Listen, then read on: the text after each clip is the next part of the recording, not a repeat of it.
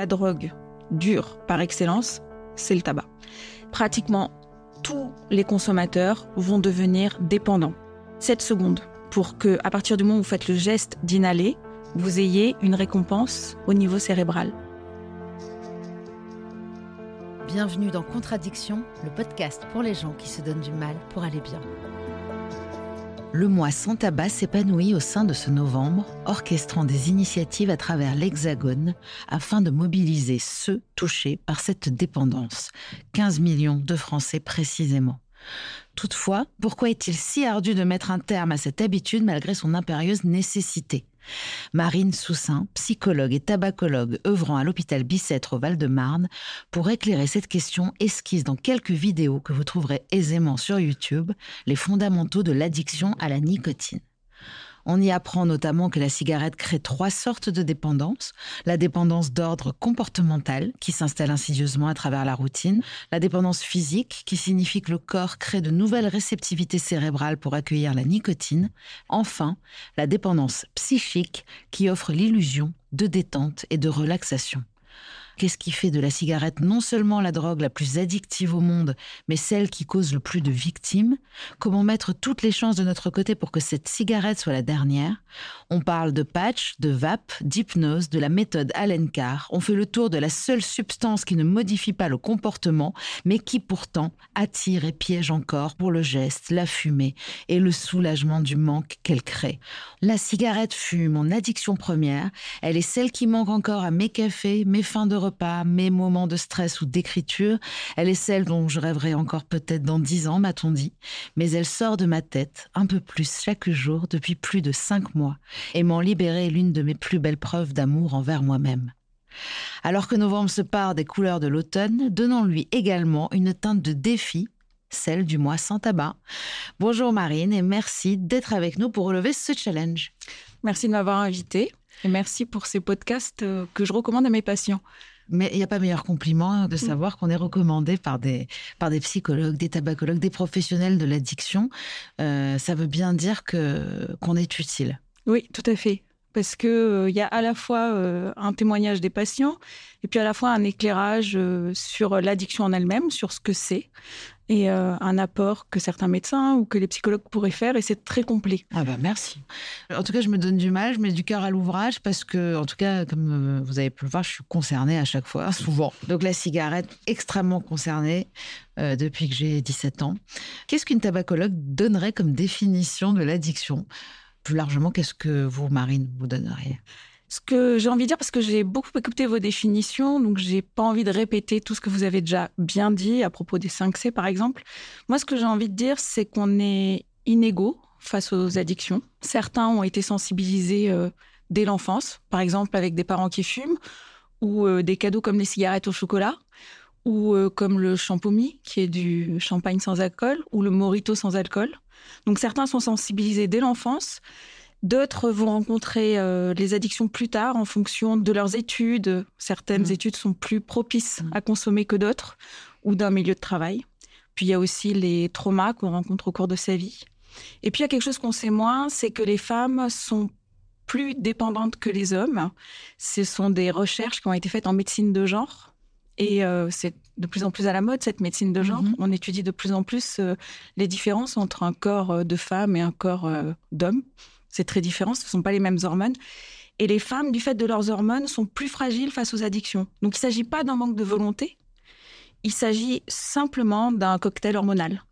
Et d'ailleurs, en syndrome prémenstruel, ça va être peut-être plus difficile de gérer ces pulsions par rapport à la cigarette, par exemple. Et ça, c'est important de le dire parce que pour une femme, par exemple, il va falloir en moyenne 4 à 6 tentatives pour arrêter de fumer. Et pour un homme, il va en falloir seulement 3-4.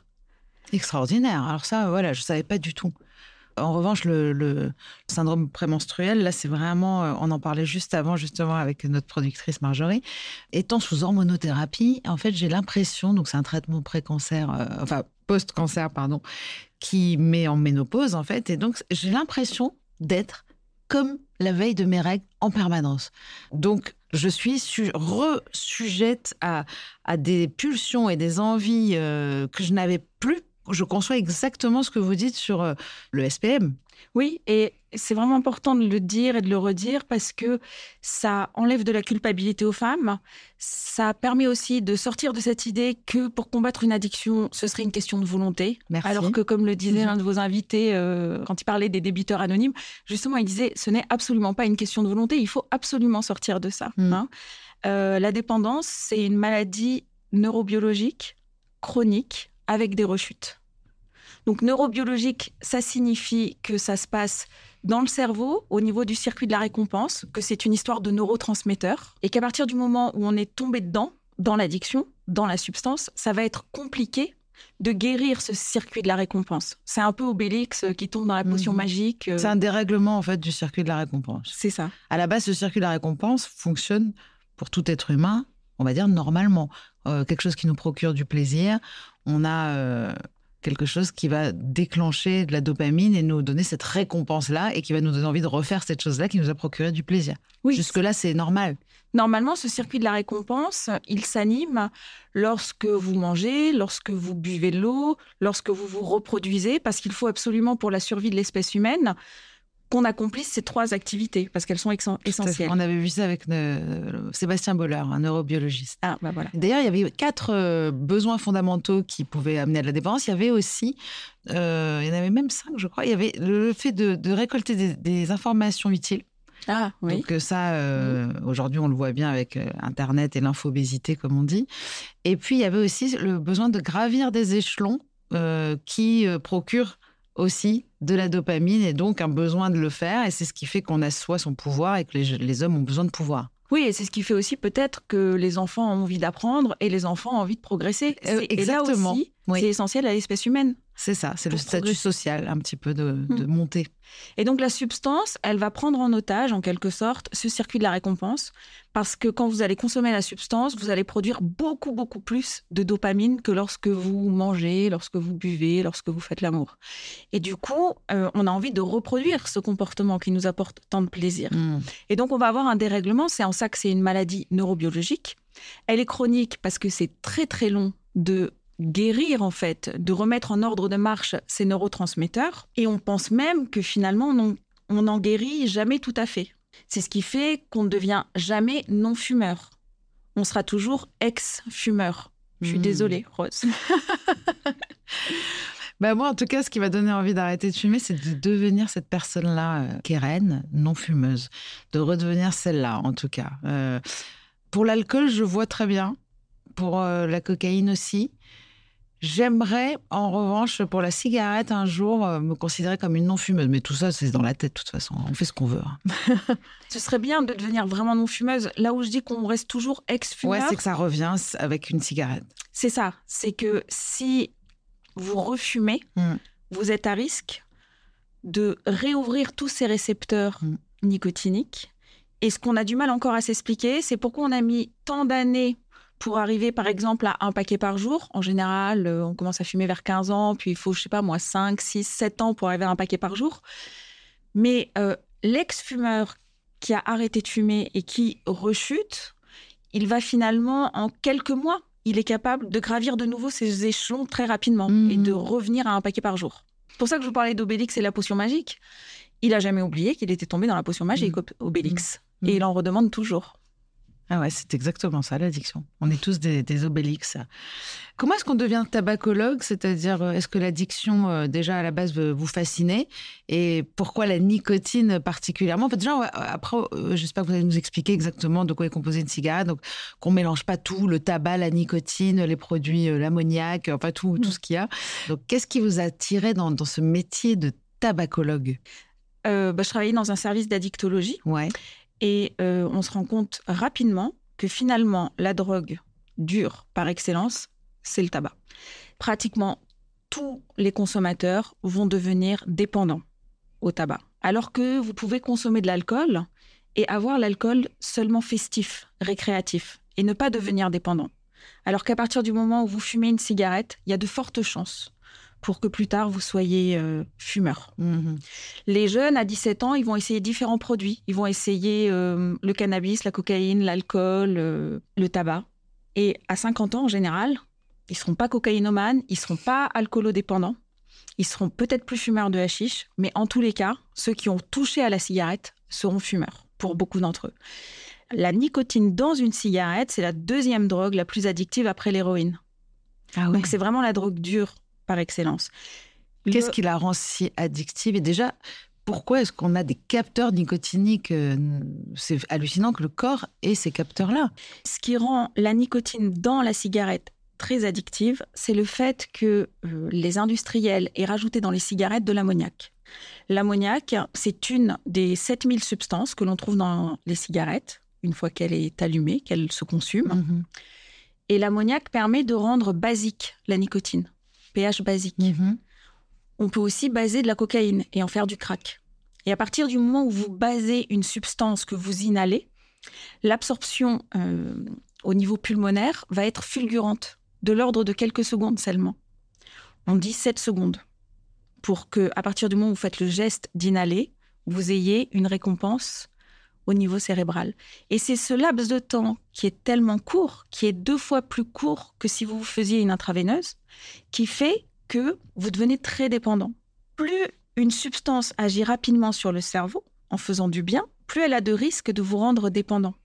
C'est un peu comme pour les jeux d'argent. Vous serez plus dépendant aux jeux d'argent où le résultat arrive rapidement après la mise, comme le grattage, comme la roulette, comme la machine à sous, qu'à des jeux d'argent où il faut attendre, comme le loto, 1 semaine. D'accord, bien sûr. Parce que finalement, dans le jeu d'argent, on n'est pas tant addict à l'argent qu'à l'adrénaline qui est provoquée pendant l'attente, en fait, du résultat. Bien sûr. Mais j'ai même entendu dire que les jeux de hasard étaient ce qu'il y avait de plus addictif, dans le sens où on est addict aussi à l'aléa, de ne pas savoir si on va gagner ou pas. Donc il y a autre chose, alors qu'on sait très bien quand on va fumer ou quand on va boire ce qu'on va récolter.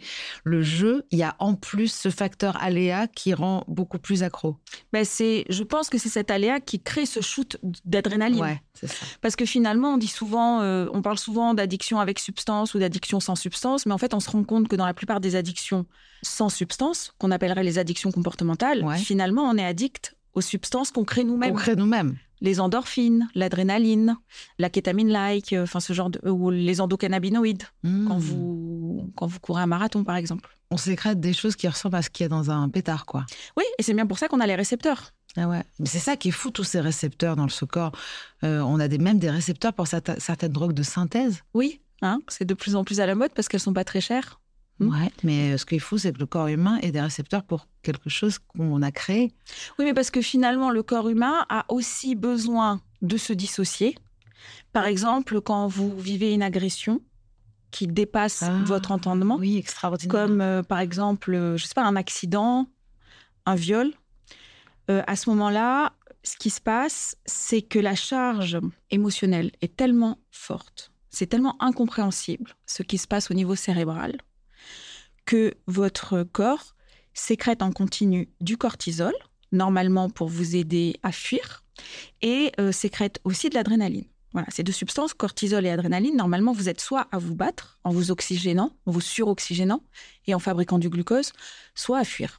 C'est pour la survie. Le problème, c'est que lorsque ces 2 substances sont sécrétées à trop haute dose, vous risquez soit la crise cardiaque, soit même un accident cérébral, de convulser.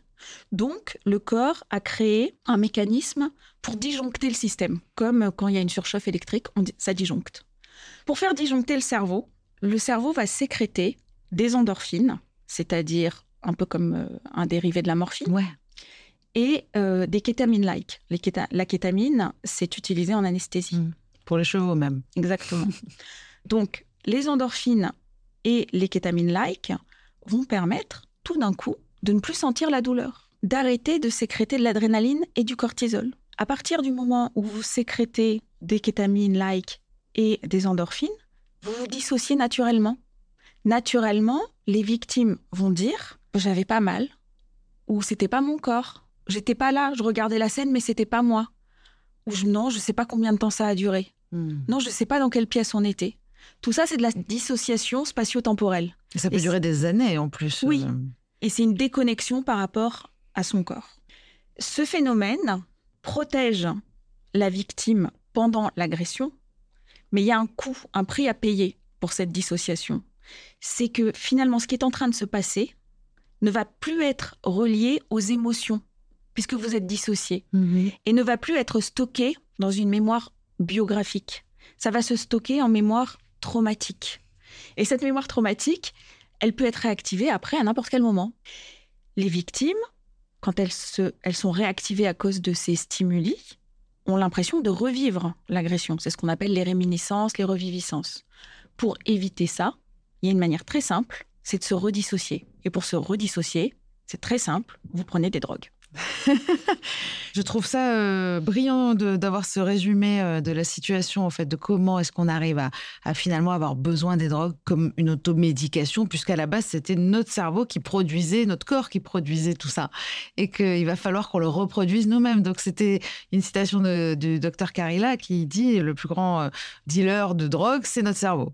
Le docteur Salmona, Muriel Salmona, qui est une psychiatre, explique très bien tout ça quand elle évoque la mémoire traumatique chez les victimes, chez les enfants abusés ou chez les femmes abusées.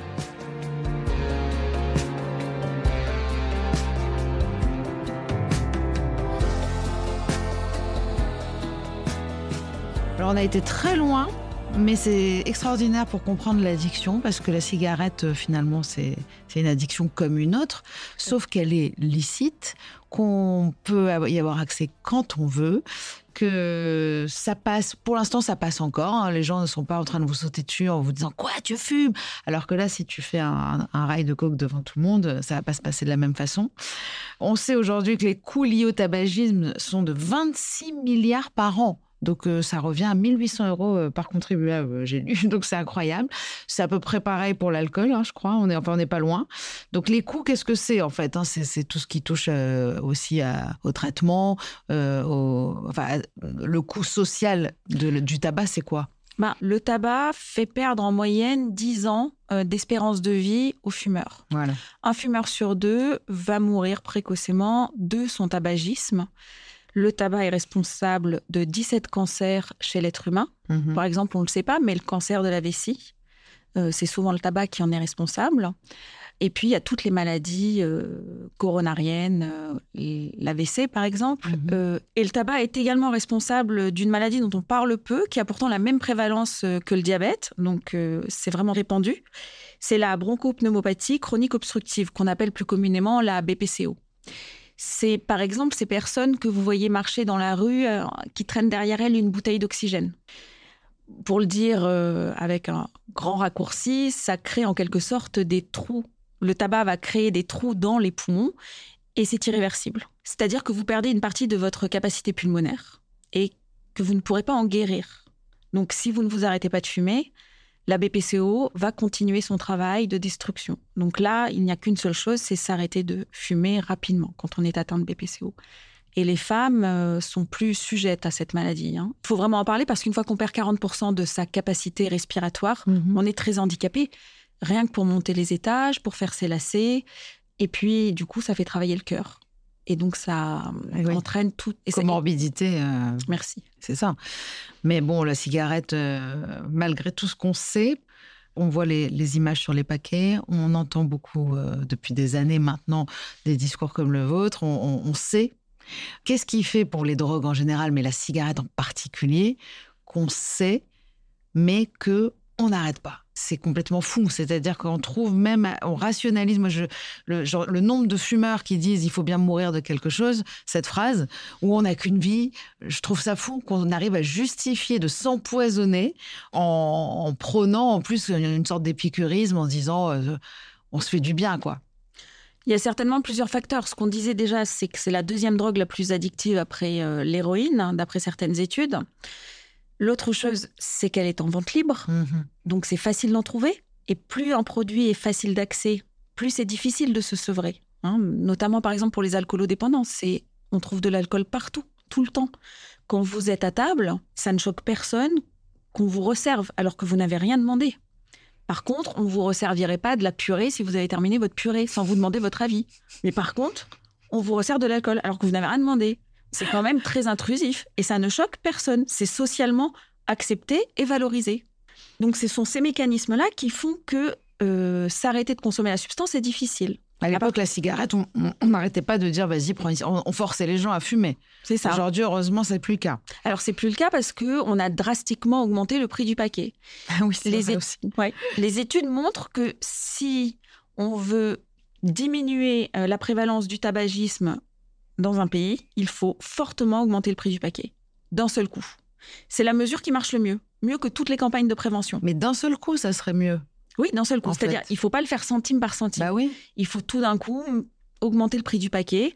Et le choc est tellement rude pour le fumeur qu'il va se poser des questions, pour certains, pas tous évidemment, mais il va être plus enclin à se poser des questions quant à sa consommation. Et de toute façon, pour arrêter quelque chose, il faut être sur un chemin.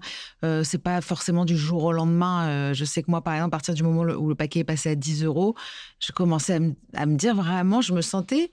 En fait, il y a eu un moment où j'ai basculé du côté des pigeons.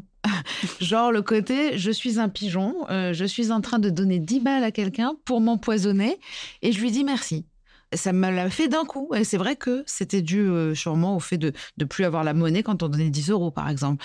Ce truc-là du dimanche matin à devoir aller chercher un tabac ouvert, c'est vrai que quelque part, et aussi maintenant d'être un peu pestiféré, qu'on nous mette dehors, qu'on puisse plus fumer là. Donc petit à petit, toutes les mesures finalement, pas les campagnes forcément, mais les mesures, je trouve qu'elles font leur petit bout de chemin. Oui, tout à fait. Le changement, c'est un processus. Voilà. On ne change pas du jour au lendemain. Et il faut passer d'abord, au départ, on consomme et on ne se rend pas compte qu'on consomme finalement. On appelle ça la lune de miel avec le produit. On ne se rend pas compte que c'est un problème. Et puis, petit à petit, on passe à un autre stade, on commence à se poser des questions sur sa consommation. Et puis, peut-être la rencontre avec un soignant ou un ami qui nous dit la petite phrase qui nous fait bouger. À ce moment-là, on se met à penser le changement et à se dire que ce serait bien peut-être de prendre rendez-vous, par exemple, ou de faire des choses qui nous accompagnent. Je pensais aussi, pour votre question, qu'est-ce qui fait que les fumeurs ont tant de mal à arrêter ? Il faut se dire aussi que les lobbies du tabac sont extrêmement puissants. Il n'y a que 7 pays dans le monde qui ont un PIB supérieur au chiffre d'affaires des lobbies du tabac.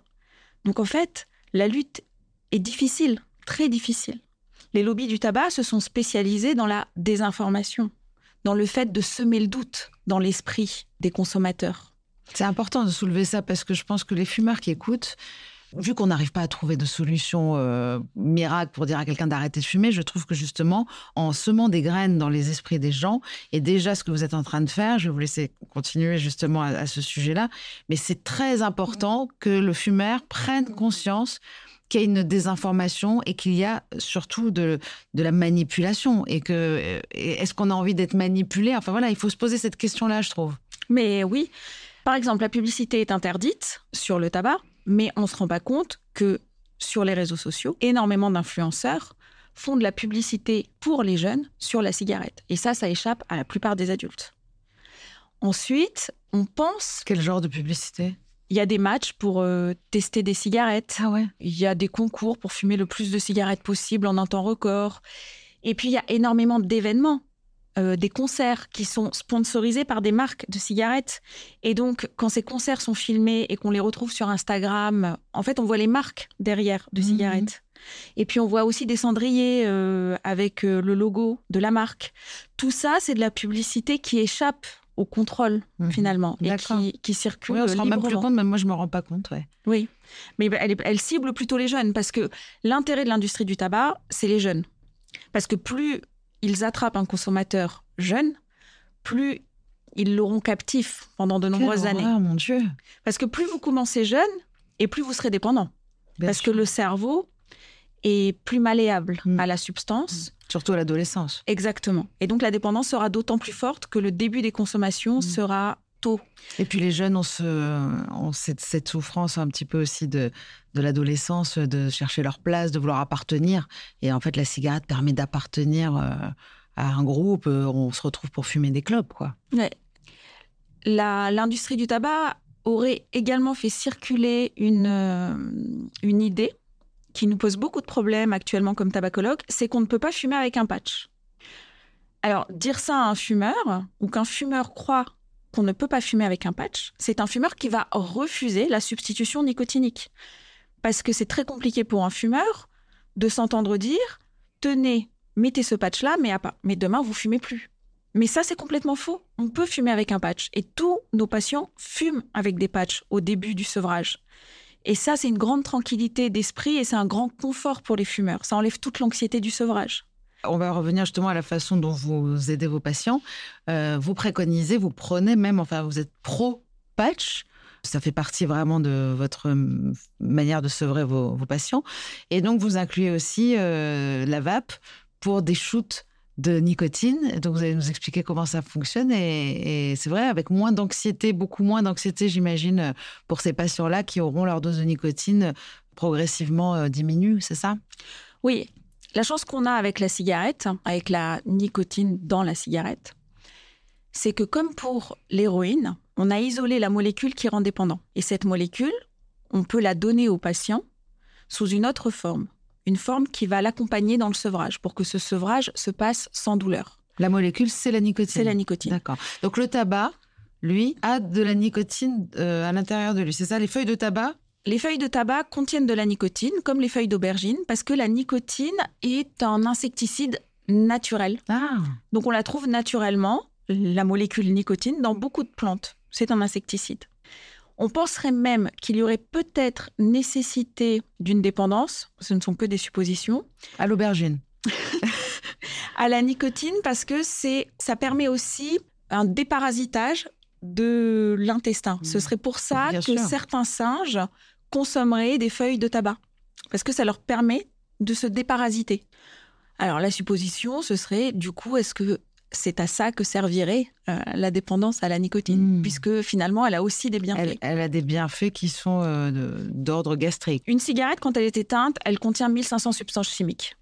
À partir du moment où vous mettez le feu à cette usine chimique qui contient 1500 substances, vous allez créer des dérivés de la combustion et on va monter à 7000 substances. Les goudrons n'existent pas dans une cigarette éteinte.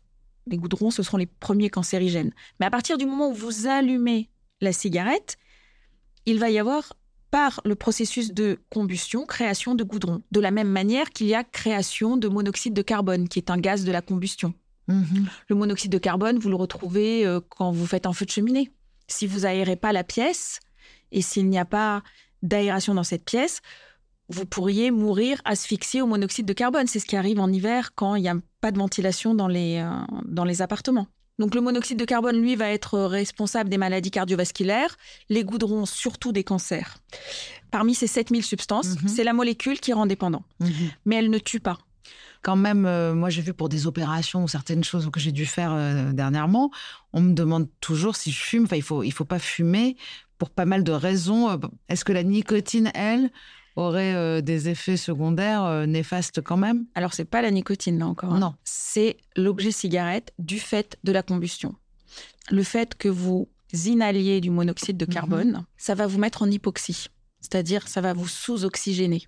Il faut savoir que le globule rouge, il est un peu bête. Le globule rouge, il préfère 400 fois plus transporter une molécule de monoxyde de carbone plutôt qu'une molécule d'oxygène. C'est ce qui fait que le fumeur, quand il fume, il est sous-oxygéné parce que son corps, il est alimenté finalement en monoxyde de carbone. C'est ce qui fait que le fœtus, in utero, est sous-oxygéné et qu'il y a un risque de plus petit poids de naissance. D'accord. Parce qu'en fait, on ne grandit pas grâce à du monoxyde de carbone. On grandit avec de l'oxygène. Et on ne cicatrise pas grâce à du monoxyde de carbone. Mais ce qui est important à retenir, c'est que ce n'est pas la nicotine en elle-même le problème. Le problème, c'est la combustion. C'est-à-dire que vous pourriez fumer des cigarettes à l'eucalyptus, comme on en vendait à une époque dans les pharmacies. Le danger serait le même. Bah oui. Sauf que vous ne seriez pas dépendant, parce qu'on n'est pas dépendant à l'eucalyptus. Mais comme il y a de la combustion, vous auriez les goudrons et vous auriez le monoxyde de carbone. Donc, ce serait dangereux. Vous pouvez fumer de la lavande, vous avez le même danger que de fumer une cigarette. Ce n'est pas la nicotine le problème. La nicotine, ça rend dépendant. Voilà. C'est son seul but, en fait. Et l'ammoniac, donc, aussi. L'ammoniac va activer l'effet de la nicotine. Ah ouais. Mais c'est des chercheurs c'est des très grands chercheurs qui ont mis au point cette machine de guerre qu'est la cigarette. Comment est-ce qu'on est arrivé à créer un truc aussi addictif et aussi néfaste et qui soit... C'est une histoire de fou. Il faut faire un film sur la cigarette. Mais il y a un film, il s'appelle Revelation. Ouais. Il est sorti dans les années 80 sur justement un lanceur d'alerte qui travaillait dans une firme de tabac et qui parle justement de ces substances qui ont été ajoutées dans les cigarettes pour rendre de plus en plus dépendants. Ils ont aussi inventé la bille au menthol. La bille au menthol, c'était... Oui, non, mais je sais, c'était ma cigarette. Rien que d'en parler, j'ai eu un craving. Direct, le moment où on cliquait sur la petite boule, voilà, on n'est pas là pour donner envie aux gens de fumer. La bille au menthol, c'était pour attirer les jeunes, les femmes, dans le tabagisme. Parce que le menthol avait ce pouvoir d'atténuer l'effet du tabac qui peut un peu brûler, irriter. On avait presque l'impression de se faire du bien. Voilà. Donc, la Commission européenne s'est battue pour interdire cette bille au menthol. De la même manière, on n'a plus le droit de vendre des cigarettes avec des goûts. On parlera des puffs après, parce que ça, par contre, c'est la révolution. Hein. Heureusement que ça va se terminer, là. Bah oui. Heureusement. Mais le problème, c'est la chicha. Parce que la chicha... combustion. Il y a de la combustion et il y a de la nicotine. Donc, on retrouve les dangers de la combustion et la dépendance créée par la nicotine. Avec cette idée étrange que comme il y a de l'eau qui filtre, ce serait sain, ou alors ce serait très efficace, ce qui n'est pas efficace du tout. L'eau ne filtre rien. Et on va parler maintenant justement des substituts à la nicotine, qui sont les patchs et les vapes, et de quelle façon, en fait, on va les combiner. D'accord. Alors, il faut comprendre que dans les substituts nicotiniques, on a d'un côté les patchs qui vont permettre une diffusion de la nicotine sur toute la journée, voire la nuit. Et de l'autre côté, on a tous les autres substituts nicotiniques qu'on appelle les substituts nicotiniques oraux. Les gommes, les pastilles, l'inhaleur, le spray buccal, par exemple. C'est peu su, mais il faut absolument allier les deux formes, c'est-à-dire le patch qu'on va coller, par exemple derrière l'omoplate ou sur le biceps. Et là, je vous donne un petit truc. Vous pouvez aussi le coller sous le talon si vous êtes allergique, si vous faites une réaction allergique, parce que la peau du talon est plus épaisse. Donc, il faut allier d'un côté les patchs et de l'autre côté une forme orale. Une ou plusieurs formes orales. La forme orale, elle est là pour vous donner du plaisir. Quand vous allez vous coller le patch, vous n'allez pas crier de plaisir. Vous n'allez rien sentir. Parce que le temps que la nicotine du patch traverse le derme, l'épiderme, passe dans la circulation sanguine, atteigne votre circuit de la récompense, il se sera passé 1 heure. C'est long, 1 heure. Votre cerveau ne fera plus le lien entre l'objet patch et l'apaisement qu'il ressent grâce à cette diffusion prolongée de nicotine. Donc, il n'y a pas de risque de devenir dépendant au patch parce qu'on ne ressent pas de plaisir au moment où on le colle. Notre cerveau ne fait plus le lien entre la pause et Exactement. La nicotine. Donc, vous ne serez jamais dépendant au geste de vous coller un patch. Mais on est dépendant quand même encore à la nicotine à ce moment-là. Mais vous êtes encore dépendant à la nicotine.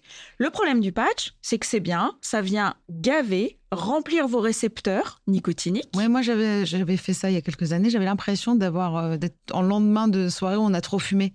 Mais il y a vraiment ce truc-là de se dire aujourd'hui, j'ai pas envie de fumer, ça me dégoûte. C'est ça, c'est une impression de satiété. Alors, si vous allez jusqu'au dégoût, ça veut dire que peut-être vous étiez un tout petit peu trop dosé. Hein. Nous, ce qu'on cherche, c'est être juste en dessous du dégoût. C'est-à-dire que vous êtes bien, vous n'avez pas envie de fumer, mais si jamais vous allumez une cigarette, vous dites « Oh, elle a un drôle de goût quand même, celle-là. » Mais c'est bien de ne pas être toute la journée nauséeux, parce que sinon, ça, c'est très désagréable. Donc, il faut trouver le bon dosage pour le patch. Et là aussi, encore une grande idée reçue, vous avez tout à fait le droit de mettre 2, 3, 4, 5 patchs. Tout dépend de la quantité de nicotine dont vous avez besoin. Et ça, c'est votre corps qui vous le dira. Il n'y a personne qui peut savoir à votre place de quelle quantité de nicotine vous avez besoin. Quelqu'un qui vous dit « tu fumes tant, tu as besoin de tant » en patch, c'est quelqu'un qui n'est pas tabacologue. Donc, il faut essayer. Il faut essayer. On commence au minimum, c'est-à-dire le minimum, c'est 1 milligramme par cigarette fumée. Donc, si je fume 20 cigarettes, je mets au minimum un patch, soit de 21 mg, c'est dans une certaine marque, soit un patch de 25 mg dans une autre marque. Et ensuite, si vous sentez que vous fumez toujours beaucoup de cigarettes avec ce patch, c'est-à-dire toujours plus de 4 cigarettes, et là, vous augmentez le patch. Donc, on peut fumer avec le patch. Pour compléter ce qui nous manque. Et après, petit à petit, on adapte. Moi, je dis à tous mes patients de fumer avec le patch. La seule chose que je leur demande, c'est de me dire combien de cigarettes ils ont fumé. En fonction du nombre de cigarettes qu'ils ont fumé alors qu'ils avaient le patch, je vais réadapter le dosage du patch. Jusqu'à ce qu'on arrive à pratiquement plus de cigarettes avec le patch. Le problème du patch, c'est qu'il n'y a pas de plaisir, comme on l'a dit. Alors que le cerveau du fumeur, il aime bien le petit shoot à la fin du repas avec le café. Il aime bien le petit shoot pour se calmer quand il vient de se disputer avec son conjoint ou qu'il y a une tension avec son boss. Il aime bien un petit shoot quand on s'ennuie. Pour tout, Marine. Voilà. Je me suis rendu compte que tout était sujet à shoot. Tout à fait. Pour couper la faim, par exemple. Oh mon Dieu. Voilà. Alors, ce shoot-là... Mettre fin au repas. Ah oui. Mettre fin, juste que le repas s'arrête. Et pour avoir du plaisir... En plus du patch, il faut utiliser une forme orale. La forme orale va vous donner un petit shoot. Alors, pas un shoot en 7 secondes, pas un shoot aussi élevé que votre cigarette, parce que le but, c'est pas que vous deveniez complètement dépendant à cette forme orale.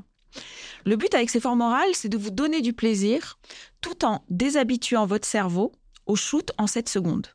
On va le rééduquer pour être satisfait avec un shoot en 5 à 10 minutes. Et ça, c'est la première étape du sevrage. Alors, elle dure combien de temps ? Alors, c'est pas écrit dans le marbre. Chaque tabacologue a le sien, donc moi, je vais vous donner le mien. De mon côté, à partir du moment où le patient ne fume plus du tout de cigarette, je prends cette date, ça va être la date anniversaire en quelque sorte, et je compte 3 mois. Donc, pendant 3 mois, il va avoir le dosage de patch qui est nécessaire pour lui. Il faut surtout pas être sous-dosé. D'ailleurs, il y a une petite blague qu'on fait. Quand on fait une formation, on dit « Quel est le risque principal du patch ?» D'être sous-dosé. Voilà. Parce que le sous-dosage, bravo, parce que le sous-dosage, ça vous amène à la rechute. Et la rechute, ça vous amène à des complications somatiques, à des maladies dues au tabac. Donc, il ne faut surtout pas être sous-dosé pendant ces 3 mois. Au contraire, il faut avoir le plus de nicotine possible, sans pour autant être en surdosage, c'est-à-dire être malade. Et là, j'en profite pour vous dire que le surdosage en nicotine n'est pas du tout dangereux. Tous les fumeurs se surdosent quand ils vont en soirée, avec de l'alcool, par exemple. Ils fument trop. Et après, ils ont la bouche pâteuse, ils sont pas bien, ils ont un peu la nausée, un peu des sensations de vertige, un peu mal de tête. Mais c'est pas grave, ça passe, parce que la nicotine, on l'élimine. Donc, les 3 premiers mois, on a un patch suffisamment dosé, avec les substituts nicotiniques dont on a besoin pour les moments où l'envie de fumer est plus élevée. On prend autant de substituts nicotiniques que nécessaire. Si vous en prenez plus de 10 par jour, ça pourrait vouloir dire que votre patch n'est pas assez dosé. Donc, ça vaudrait le coup d'augmenter le patch. Et puis, au bout de ces 3 mois, normalement, ce qu'on observe, c'est des fumeurs qui nous disent « Ah, j'étais hyper stressée, du coup, je cherchais mes pastilles partout. » Ou « Ah, je sors plus jamais sans mes pastilles. » Voilà. Une fois qu'on a obtenu ça, ça veut dire que le cerveau a oublié le shoot en 7 secondes. Ça veut dire que le cerveau se contente d'un shoot en 5 à 10 minutes. Et c'est une victoire énorme pour des gens qui fument depuis 30, 40 ans et dont la solution pour gérer une émotion, c'était ce shoot-là en 7 secondes. Là, tout d'un coup, ils ont appris à gérer en 5 à 10 minutes. Et à ce moment-là, c'est le signe que vous pouvez commencer à baisser le patch. Vous le baissez tranquillement. Surtout pas en suivant ce qui est écrit derrière la boîte de patch. Vous le baissez tranquillement. Moi, je fais des paliers de 10%. Et tous les mois, je supprime 10% du patch. Parce qu'on a le droit de couper le patch. Il n'y a pas d'interdit, malgré ce que disent certaines personnes. Vous pouvez tout à fait couper le patch. Et donc, je coupe 10% tous les mois. Et en quelque sorte, je dupe le cerveau. Le cerveau ne se rend pas compte qu'on est en train de lui baisser la nicotine qu'il reçoit. Et petit à petit, on arrive à plus de patch du tout. Alors, si jamais il y avait une vape, parce qu'on peut aussi utiliser la vape pour le shoot, pour la libération instantanée, eh bien, si jamais il y avait une vape, il faudra prendre garde quand même au moment de la descente du patch à diminuer la vape. Alors, s'ils sont très bien avec leur vape, on peut dire qu'ils sont rentrés dans ce qu'on appelle la réduction des risques et des dommages, la RDRD. C'est un grand concept en addictologie, c'est-à-dire je consomme, mais je consomme à moindre risque. Consciemment, en fait, aussi. C'est ça. Peut-être. Alors, par exemple, pour un héroïnomane, la réduction des risques, ce serait de faire attention à toujours utiliser une seringue propre et à ne jamais la partager. Pour quelqu'un qui sniffe de la cocaïne, ce serait de ne jamais partager sa paille. Pour le fumeur, la réduction des risques, ce serait au moins de ne jamais fumer en intérieur et de tout le temps fumer à l'extérieur. Comme ça, il se protège de son propre tabagisme passif. Oui, en fait, il faut arrêter le foutu pour foutu. C'est-à-dire que des fois, on dit je fume. Mais en fait, on peut aussi parfois consommer des choses qui ne sont pas forcément bonnes pour la santé, mais d'une façon moins grave. En fait, il y a des degrés quand même un petit peu... Après, je sais que la dépendance, moi, je prône beaucoup la sobriété dans beaucoup de cas, parce qu'il y a des substances qui nécessitent l'abstinence totale et brute d'un coup. Mais comme vous l'avez dit, on a la chance avec la nicotine ou avec l'héroïne d'avoir des substituts. Donc, l'héroïne, c'est le Subutex. Donc, c'est fou quand même que ce soit les deux seuls, d'ailleurs, où il y a du substitut. Oui, c'est ça, c'est hein, ça, ce sont les deux seuls. Héroïne, nicotine. Donc, et les deux grandes addictions, Ouais. enfin 2 substances, qui sont très addictives, justement. Moi, on m'avait dit que la nicotine avait plus un lien avec la cocaïne dans ses effets. C'est-à-dire, c'est un excitant. Alors, les drogues sont classées en 3 catégories. On a les stimulants d'un côté, les dépressogènes de l'autre et les perturbateurs. Donc, dans les stimulants, vous avez effectivement des stimulants mineurs, c'est-à-dire qui provoquent une petite excitation. Café. Alors, c'est très intéressant que vous parliez du café parce que c'est mon grand objet de combat aussi. Ah bon? Oui. Vous êtes contre le café? Alors, je ne suis pas contre le café. Si les gens ont envie de boire du café, vous c'est aidez très les bien. gens à s'en défaire. Mais on a quand même des consommations de café qui sont très importantes chez certaines personnes. Et je vais vous dire une petite phrase qu'avait dit un de mes profs à la fac de psycho. Il nous avait dit, quand vos patients viennent vous voir en vous disant qu'ils ont des troubles du sommeil ou des troubles anxieux, avant de faire de la psychologie de bas étage, demandez-leur tout simplement combien de café ils boivent par jour. Et effectivement, il y a des abus de consommation de café. Alors, c'est d'autant plus intéressant d'en parler quand on est en sevrage tabac. Ah oui, parce que j'ai entendu, ça c'est incroyable, on élimine beaucoup moins la caféine quand on arrête de fumer. Exactement. C'est pour ça qu'on dort moins bien, en fait, parce que j'ai écouté ça et ça m'a parlé immédiatement. Parce que de toute façon, à chaque fois que j'ai arrêté quelque chose dans ma vie, j'ai pas dormi. Donc, il y a toujours ce truc-là, une angoisse, des nuits qui sont un peu comme sans sommeil. C'est-à-dire, on dort, mais on a l'impression qu'on n'a pas dormi et beaucoup de rêves, on a l'impression qu'on est conscient, quoi. Et depuis que j'ai arrêté de fumer, donc plus de 4 mois et demi, aujourd'hui qu'on enregistre cet épisode, c'est incroyable. Bravo. Surtout que je n'ai rien utilisé de tout ça. Mais je me suis aperçue quand même que le sommeil, c'était très compliqué. Et j'ai l'impression même d'avoir augmenté mes doses de café maintenant que vous le dites. Oui, parce que comme ce sont des substances qu'on met dans la même catégorie, qui sont toutes les deux des stimulants, il peut y avoir, par exemple, chez l'ancien fumeur, un besoin, par exemple, de compenser l'effet coupe-faim qu'apportait la cigarette, de le compenser par un café, parce que le café est aussi un coupe-faim. Oui. Ou alors, la cigarette est un stimulant qui vous aide à vous concentrer pour une tâche difficile au travail. Eh bien, finalement, vous allez vous stimuler avec un café. Le problème, c'est que la caféine, c'est une substance qui est addictive. Il y a aussi un syndrome de sevrage en caféine. Il y a aussi une accoutumance à la caféine. Et il y a des effets secondaires qui sont vraiment dommageables. C'est-à-dire que la caféine crée de l'anxiété, de la tachycardie, c'est-à-dire un cœur qui bat plus vite, et des vrais troubles du sommeil. Alors, il y a beaucoup de gens qui vont me dire « Oui, mais moi, je m'endors ». Mais ce ne sont pas les seuls troubles du sommeil créés par la caféine. Ça crée des troubles du sommeil à l'endormissement. Au réveil nocturne. Des réveils nocturnes, effectivement, et aussi des réveils plus matinaux. Ouais. Ça vaut vraiment le coup de baisser ses consommations de café à 2-3 cafés max par jour. Et là, c'est aussi important de dire que dans le café filtre, par exemple, il y a beaucoup plus de caféine que dans un expresso, contrairement à ce qu'on croit. Voilà. Alors, moi, je bois énormément de café filtre, c'est pas bon du tout. Et est-ce que l'horaire, par exemple, de boire tout son café avant midi, ça change quelque chose? Si vous en buvez 10 avant midi... Genre 3 grandes... On va parler franco parce que tant qu'à faire, 3 mugs de café filtre. C'est beaucoup, ça. Oui, c'est beaucoup. On dit qu'un café filtre, et encore, ça dépend de combien de cuillères de café vous avez mis à l'intérieur, mais un café filtre équivaudrait à 100 mg de caféine, alors qu'un expresso, c'est seulement 27. Donc, vous voyez, on est sur un rapport de 1 à 3. On retrouve aussi la caféine dans les stimulants. Et là, c'est intéressant, ça rejoint ce que vous disiez tout à l'heure, c'est-à-dire que comme l'alcool est un dépressogène, même si vous avez l'impression que ça vous désinhibe dans les premières minutes, en fait, c'est un dépressogène, c'est-à-dire que ça va plutôt favoriser un endormissement. Eh bien, on va prendre un stimulant, c'est-à-dire du Red Bull, parce que dedans, il y a de la caféine, pour contrer les effets dépressogènes de l'alcool. Ou de la cocaïne. Hein. Ou de la cocaïne, tout à fait.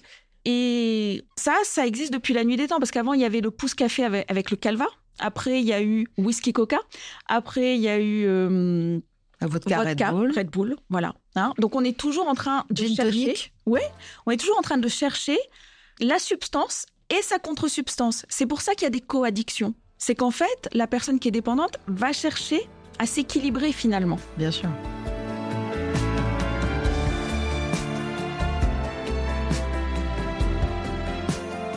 énormément d'addicts à l'alcool, à la cocaïne, à des drogues, en fait, sont tous fumeurs. En général, c'est assez fou, ça. Je trouve qu'il y a énormément d'addicts à des substances lourdes qui sont fumeurs. Est-ce que c'est parce qu'ils ont commencé par ça ou est-ce que c'est la base, quoi? C'est la base de l'addict, déjà, de fumer. Parce que je vois beaucoup d'addicts comme moi se rétablissent et enlèvent la cigarette quelques années plus tard, une fois qu'ils sont un peu plus sereins avec leur substance de choix, on va dire. C'est vrai que moi, c'était pas possible d'arrêter de fumer en même temps que d'arrêter de boire. C'est vrai que c'est souvent la substance qui reste. C'est une béquille, voilà, c'est la dernière béquille. Moi, je me rappelle, d'ailleurs, même là, en arrêtant, je me dis, au moins, ça sera ma soupape. Si vraiment j'ai envie de craquer, au lieu d'aller prendre de la cocaïne, je vais aller m'acheter une clope. Et en même temps, je vous jure que je suis pas sûre que ça soit ce qui soit de plus intelligent à faire, parce que si je reprends une cigarette, je refume. Alors par contre, ce qui est assez drôle, c'est que j'ai arrêté que 2 fois de fumer dans ma vie, et j'ai arrêté les 2 fois sans rien. Mais je me rends compte que j'avais besoin d'une espèce de recette miracle qui était un peu le bouquin d'Allen Carr. Donc je sais pas ce que vous en pensez, moi, de cette méthode simple pour arrêter de fumer. Personnellement, je ne peux pas dire pourquoi elle fonctionne. Il y a aussi un autre livre qui a été un résumé qui s'appelle « Tu m'effus », qui est très drôle. Donc, c'est un résumé d'Allen Carr. Pourquoi ce truc-là a marché pour autant de personnes et avec cette certitude en plus, parce qu'on le croit, on a envie d'être avec lui, de dire il a raison. On dit on va pas souffrir, on va pas grossir, on va pas. Et en fait, je sais pas, on se met dans un truc et on y va, quoi. Et je ne sais même pas comment c'est possible. Je ne sais pas comment j'ai arrêté de fumer. Peut-être que ce livre utilise d'une certaine manière l'hypnose conversationnelle. Exactement, parce que Kevin Finel m'a dit un truc très fort. D'ailleurs, il avait une citation dans le podcast que j'avais noté exactement pour ici. C'est que Allen Carr utilise justement la colle qui est l'émotion. Donc l'émotion, c'est un ciment, en fait, pour se défaire d'une addiction. Donc, il travaille, il dit même lui-même en hypnose, souvent, à un souvenir qu'on associe à une émotion. En général, ça marque. Donc, comme lui, au début, d'abord, il nous fait ressentir une émotion en nous dégoûtant, par exemple, de quelque chose, en nous parlant des gencives, des dents. N'enviez pas les fumeurs avec leur haleine fétide. Il nous fait ressentir un truc et derrière, il nous fait passer un message. Et c'est que comme ça à chaque fois. Donc, ça serait peut-être de l'hypnose conversationnelle. Peut-être. Alors, ça marche chez certains patients. Donc, effectivement, il faut le recommander. Mais chez certains patients, ça ne marche pas du tout. Bien sûr. Mais moi, l'hypnose, par exemple, n'a pas du tout marché. Les 3 fois où j'en ai fait, j'ai payé pour rien, quoi. Par contre, j'aimerais rebondir sur ce que vous disiez. Si jamais vous aviez envie de refumer, plutôt que de craquer sur une cigarette, ça pourrait être intéressant d'aller vous acheter une vape. Oui, bien sûr. Plutôt qu'une cigarette. En fait, la liberté qu'on commence à obtenir, cette émission, elle est aussi pour apprendre, mais aussi pour donner de l'espoir aux gens qui ont envie d'arrêter, puis ceux qui se disent c'est impossible, comme moi toute ma vie, où je me suis dit c'est impossible, je serai fumeuse toute ma vie. Je vois ma mère, elle est fumeuse, elle fume pas beaucoup, mais jamais elle a réussi à arrêter et elle a l'impression qu'elle n'y arrivera jamais. Elle en souffre beaucoup. Là, il y a un message à faire passer, c'est que d'un point de vue de votre santé, ce qui compte, c'est davantage le nombre d'années de tabagisme que le nombre de cigarettes fumées. Ouais, c'est dur à entendre. C'est bien, ça va justement réveiller certains. Mais c'est pour ça qu'il n'y a aucun message de santé publique qui vous dit fumer modérément. C'est arrêter de fumer. Parce que c'est vraiment le nombre d'années de tabagisme qui compte le plus. Et pour avoir de l'espoir, justement, à partir de quand on a le corps qui redevient quelque chose qui ressemble à un non-fumeur, au bout de combien de temps on a les bénéfices? Personnellement, je n'ai aucun bénéfice à avoir arrêté de fumer sur ma santé. Je préfère le dire aujourd'hui, je n'en ressens pas. Même au niveau de votre peau? L'éclat de votre peau? Franchement, j'avoue que ça fait peut-être pas assez longtemps et que ça implique un peu ça génère du stress quand même. Donc, il y a d'autres effets secondaires peut-être qu'on n'a pas envie d'avoir. Alors là, ce qui est important, c'est que pour éviter le stress, pour éviter les fringales, pour éviter les crises de larmes, pour éviter l'irritabilité, la nervosité, là, vraiment, le patch... Vous étiez chez moi hier soir. J'avais tout ça. Voilà. Ça, c'est vraiment des signes de manque en nicotine. Et c'est là que le patch aide énormément. C'est que le patch va supprimer tous ces signes de manque. Donc là, vous me conseillez, là, à 4 mois et demi d'arrêt de cigarette, de me mettre un petit patch de temps en temps? Alors, pas de temps en temps, parce que si c'était de temps en temps, ça va vous faire libération de nicotine, plus de nicotine, vous allez faire le yo-yo, en fait. Le but, c'est pas de faire le yo-yo, le but, c'est de vous stabiliser, en fait, et même de vous stabiliser au niveau de l'humeur. Le patch, il va vous stabiliser au niveau de l'humeur, au niveau de l'appétit, parce que finalement, vous serez plus en sevrage. Il y a plein de fumeurs qui disent « je me sens plus calme, je me sens détendu » ou « j'ai l'impression d'être plus stable ». Parce qu'en fait, la nicotine, elle fonctionne un peu comme la cocaïne. Ça vous fait un shoot, une montée, suivie d'une redescente. Un shoot, une redescente. Elle crée un manque qu'elle crée. Enfin, c'est elle qui crée le manque, donc elle le soulage après, mais elle le crée aussi. Voilà. Et elle crée l'irritabilité, elle crée l'anxiété. Les fumeurs pensent que ça détend la nicotine, mais ça ne détend pas. Ça soulage seulement de manque. Exactement. C'est comme si vous mettiez un clou dans le pied pour le plaisir de le retirer après. Voilà, c'est ça. Mettre des choses. Il le dit bien, Alain Carr, mettez des chaussures trop petites pour les enlever. Voilà. Et donc là, le patch va vous aider à stabiliser l'humeur. Parce qu'il y a effectivement, quand on arrête de fumer, il y a un risque de prise de poids parce qu'effectivement, la nicotine est un coupe-faim. Donc, si vous arrêtez brutalement la nicotine, vous allez avoir l'effet boomerang inversé en plus puissant, c'est-à-dire des fringales, une augmentation de l'appétit. Et là, le patch va calmer le jeu.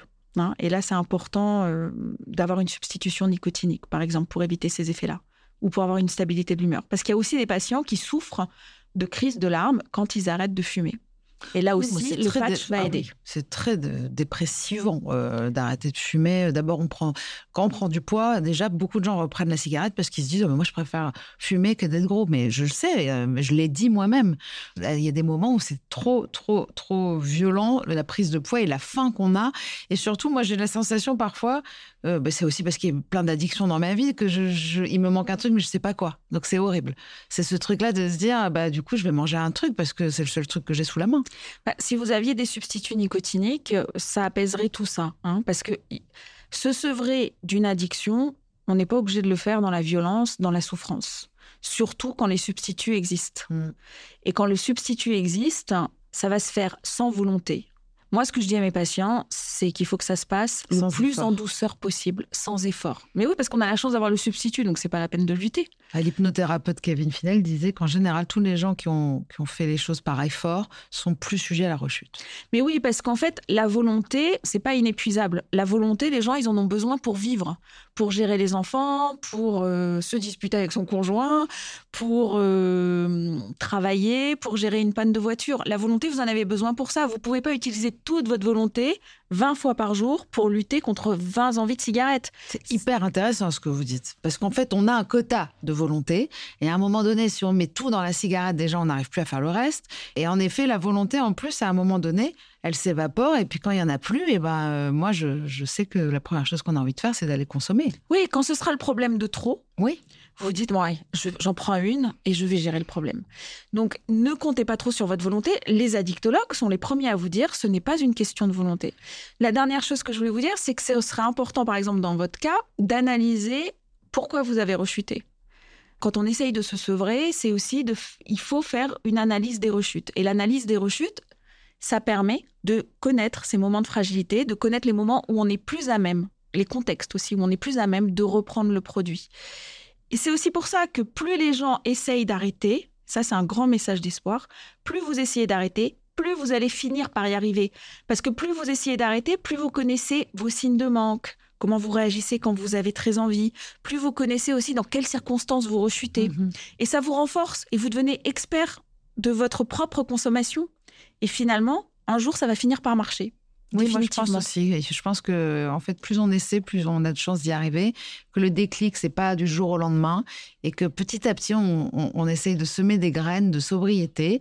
Et je me rends compte, en tout cas, que je gagne énormément en fierté aussi. Alors, je vois pas en effet tout de suite sur ma peau, sur des choses, parce que j'aime pas en effet avoir faim et manger plus et prendre un peu de poids. Donc, je me sens moins bien, en fait, tout simplement que quand je fume. On va pas se mentir. Mais la fierté et cette sensation de liberté et de regarder les gens fumer et de se dire en fait concrètement j'en ai plus envie là au bout de 5 mois, j'en ai plus envie, et j'espère qu'il y a beaucoup de gens qui nous écoutent et qui vont pourquoi pas là pour ce mois sans tabac essayer, prendre rendez-vous avec un addictologue, c'est mieux.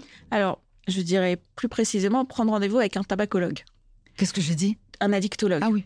Tous les addictologues ne sont pas tabacologues, donc vraiment, c'est mieux d'aller rencontrer un tabacologue. Vous pouvez aussi faire appel à Tabac Info Service, parce que ce sont des consultations gratuites par téléphone. Oui. Ils ont un super forum, une super appli, tout ça gratuitement. Et pourquoi ça dure un mois, le mois sans tabac? Parce que si vous tenez un mois, vous augmentez vos chances d'y arriver. Vous multipliez par 5 vos chances d'y arriver définitivement.